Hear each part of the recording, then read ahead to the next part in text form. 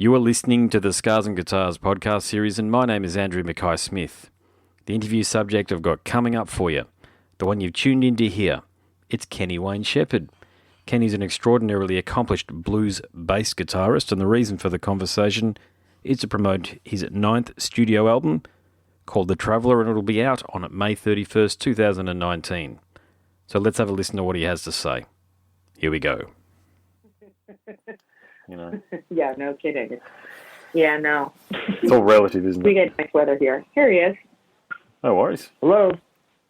Hey there. Thanks for that. Kenny, it's Andrew Mackay-Smith speaking. How you going? I'm good. How are you? Good, mate. Good. This is a thrill for me because I've been playing guitar for about 25 years or so, and I remember when you first broke onto the scene, well, certainly down here in terms of when we could buy things. Remember magazines? Remember those things? And you were in a bunch of guitar publications back in 1996, and I was always very curious about your career back then when you'd only had the one album out. But, mate, here you are. We're having a conversation on the eve of your ninth album, The Traveller. So, mate, I mean, you've had an extraordinary career to date. Yeah, thanks, man. It's I feel pretty good about it. You know, the fact that it's going on 30 years now, and still going strong, still making records, still selling tickets to the shows, and obviously there's a lot of different factors that contribute to that, but the biggest being the fans and the support of the fans. Like, I mean, it's real. It's like without their support, we couldn't do it. And thankfully, the fans of this kind of music, they're lifelong fans, so it's a great audience to have. Are indeed. You're not wrong. And look, given that this is your 9th album, do you think that this is your definitive statement so far? Do you think this is the most well-rounded of your 9 releases to date? I don't know. I feel like every album kind of represents a different frame of mind, a different period of time. It's just a snapshot of where I am and who I am in that moment as an artist. So I don't know. I mean, I obviously am very proud of it. I think every song on the record is great. I think every performance on the record is great. Otherwise I wouldn't have put it out. So I'm certainly proud of it, and I'm certainly excited for people to hear it. But is it my favorite? Is it my best? I mean, all that's subjective, and everybody will have their own opinion. I'll tell you what it does feel like as though you've captured on this album, and that's the live energy of your performance and indeed the band that's around you. And I know it's a studio album, but it's got a real quality live vibe about it. So was the album recorded live, or was it recorded using the more traditional method of layering the instruments? The drums go first, then the bass, then the guitar, etc. Yeah. No, I'm not a fan of that at all. Like all my records have been done with human beings playing in the room together. All of us setting up in a room, tracking together. We always strive to do the least amount of overdubs possible, and just to try and get it as much of the live performance as we can. So, the things that were added after the fact are like the horn parts. Yes. Okay. They weren't there when we tracked, so the horns were added after the fact. We'll obviously go back and re-sing things here and there. I might go back and play another solo if I think I can beat the original solo. But we really try hard to do the least amount of overdubs and editing and all that stuff as possible. Because, I mean, the essence of my band and what we do is the live performance, and we want that to come across on the records. Well, you nailed it, mate. With this one, you really nailed it. I mean, you've always been known for this one, but this one here, man, and I tell you what, I said this a lot on my podcast series, but I can always tell the quality of recording, regardless of the type of music it is, because, those awful iPhone speakers that tend to make everything very trebly or very MIDI, mate, yours sounds broad. It sounds like a big band is playing in a room, even over iPhone speakers, mate. That's quite an accomplishment. Thank you. Yeah, well, we're very aware sonically of everything that we do, and there's thought put into every step of the process. And I try and, work with people that I think are the best at what they do when it comes to getting the right sounds in the studio, mixing the record and mastering it. So, I appreciate you saying that. It's obviously important to me as an artist, and, kind of affirms and, that I'm working with the right people. Yeah, indeed. Talk about working with the right people. I was short of a bio insofar as listing the technical details of who you worked with. So can you tell me the producer you worked with and indeed the studios that you worked in on this album? Yeah, so the studio is a place called Neptune Valley Studios in Los Angeles. It's actually up in Beverly Hills. And the producer, or co-producer, I guess, in this case, because we kind of did the whole thing together, same guy from the last record, the Laid On Down album, Marshall Altman. And, we had a great experience together on the last record. That was the first time he and I worked together, making an album together, and just really enjoyed it. And, I got a lot of respect for his talents. I think he has a respect for mine. And we kind of balance each other out as a team. So it works really well. And, we went in there. He like gets in the middle of the room. Like he's in the room with us while we're tracking as if he's like a member of the band as well, where most producers usually wind up behind the board in the control room, separate from the band. But he's really, rolls his sleeves up and gets down and dirty and, in the midst with everybody. So I really respect that kind of work ethic, And so, we decided to do it again. It sounds like it all went smoothly, but were there any challenges for you when you're in the studio? Like, did a favoured guitar of yours, the neck break or something ridiculous like that? Or was it all fairly smooth sailing? No, I mean, there's a couple of challenges, like getting certain sounds, things to sound right, getting the instrument set up in the room in the right spot, so we're getting the sounds that we want. Learning the characteristics of the room, since I recorded some stuff there for a previous record. It was a long time ago, but never done a full album there.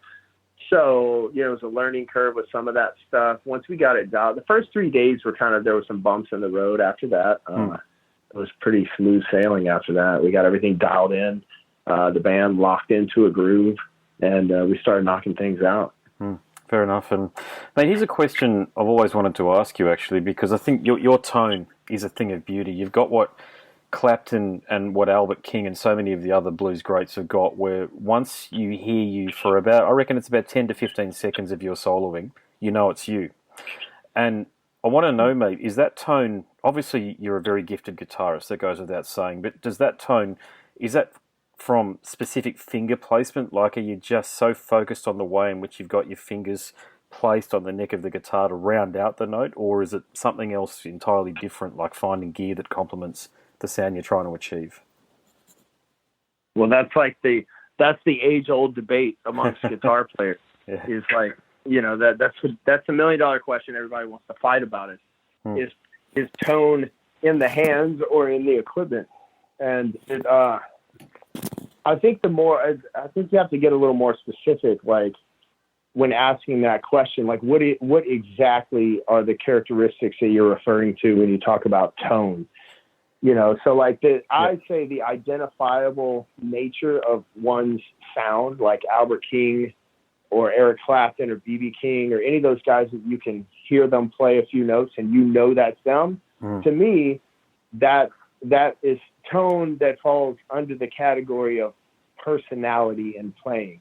And that comes from the human being, without a doubt. Like, there's no other source for that. That's from your heart, your soul, your hands, the way you attack the instrument, the way you place the notes physically with your hands, and it's the energy that's coming out of you. The sound of it, then there's the sound aspect of tone. And then that is, the things that are going to contribute to the sound of that are going to be things like your amplifiers, your guitars, your effects. So if you're referring to the identifiable character of tone, then that comes from the person and their hands and their style of playing. If you want to talk about a certain sound like AC/DC and their big bar chords where you can hear that within, that's like a 3-second thing. You know what instantly. I mean? Yeah, I do, yeah. It's interesting, this conversation, because to such an accomplished guitarist like you, I was talking to you about it. I mean, is that years ago I was in Sydney and I was talking to a fella in a guitar shop there, and he said Keith Richards, I mean, who knows whether this story is true or not, but he said that Keith Richards walked into the store when the Stones were on tour and he just wanted to play a few of the guitars off the wall. And he said within about 5 minutes, he actually sounded like Keith Richards, and that was just with stock gear off the shelf that they were selling to mum and dads and the regular sort of people that come into guitar shops. So I think there's a lot of merit in what you're saying there. I also think there's an indefinable characteristic, which is that you're one of the few people on this world that's actually doing exactly what you've been put in this world to do, which is play guitar. And I think that if people are lucky enough, whether they're doctors, nurses, or even guitarists, if you're lucky enough to be able to do what you've been put on this planet to do, you do it better than almost anybody else. And I think that's the position you're in. Well, yeah, I mean, I appreciate that. I think there's a lot of people that would, obviously die to have the opportunity that I've been given. And so I consider myself really fortunate to be able to do what I love to do and also feel like that's what I'm meant to do. But it kind of gives me, because I do it and I make records and I tour and I play on stage so much and it's like then I'm able to refine my craft more and more as the years go by, and develop it more. And so, all that stuff contributes to helping. I mean, you take your influences, of which mine are many, and you can hear my influences in my playing, just like my heroes before me. Like when I listen to early B.B. King stuff, you can hear all the T-Bone Walker influence in what he played. Stevie Ray with Albert King, Jimi Hendrix with Buddy Guy, and so forth and so on. So you can hear those influences in my playing, but it's like you take what you've learned from those people, and then over the course of years of, trying things and trying to figure out how to make it your own, hopefully you can end up stumbling upon, an identifiable sound. And I think, that comes with a lot of practice and just doing it. Yeah, agreed. Yeah, no, definitely. Perfect practice makes perfect at the end of the day. And hey, here's a different question for you. Okay, so obviously you're talking to me, and I'm in Australia, mate. But have you had a lot of correspondence with Australians over the years? Like, are you aware of a big fan base that you've got down here? Well, so we just came there. I think it was last year, and it's one of those places where so many, it takes a long time to get there from just about anywhere. Unless if you live over here. And so I think that's a problem, for a lot of people. And so that's why you see there's so much time in between tours there. Like we hadn't been there. I think it was like 6 years prior, but I love Australia. Like some of my fondest early tour memories are from like the very first trips over to Australia. So much so, I even got a tattoo when I was over there on my first trip. But cool. But I ended up. My wife is Australian. I married an Australian. Oh, there you go. And and her family, she has, different sides. Both sides of her family. There's many members of her family that still live over there. So, I love coming to the country. And the last time we were there, which was, I think, last year, maybe the year before, but I think it was last year. My goal is to come back on a regular basis because so many people really don't because they, it's just complicated. But to me, it means a lot. Like I want to build, whatever fan base we have there, which I think is pretty significant. I want to build on that. And you can only do that by continuing to come back and establishing that relationship with the fans and giving them what they want, which is, playing the music for them. So it's my goal for us to come back way more frequently than we have been, and probably more frequently than most bands do. It's sweet. Well, you're welcome to do it, mate. As I said, there's a lot of fans down here. A lot of one thing that I've noticed about you, mate, you've got a very big fan base, and I don't know whether you've noticed it, but amongst metalheads, people who love heavy metal, you tend to be the blues guy that a lot of the metal fans go to. Have you noticed that at some of your gigs? Well, I've noticed, around the world, like we'll see different. You see like a lot of guys that you can tell are into, heavier music and stuff like that that come out to our shows. But our shows, my music has always had elements of rock and hard rock. And, it's had a little more of an aggressive nature than some of the other blues guys out there. So, it kind of made sense, the connection, for me. It has indeed, yeah. I think that might be it. I think that my time might be up now. Is that right? Sounds about right. given that it's almost Yeah, quarter I till. think so. Yeah. I better let you go, mate. But look, Yeah, we've had sorry. He's got another one coming in a couple minutes. Thank you. no worries. All right. Well, Kenny, you're an extraordinary artist. Thank you for doing what you're doing. And when you come down to Australia next, I'll do what I can. I've got 2 kids these days, mate. I'm sure you can empathise. So it's hard to get out, but I'll do what I can to be at the show. Yeah. Okay, man. Thanks. Nice talking with you. Likewise, mate. No worries. Catch ya. Bye. You've been listening to the Scars and Guitars podcast series, and my name's Andrew Mackay-Smith.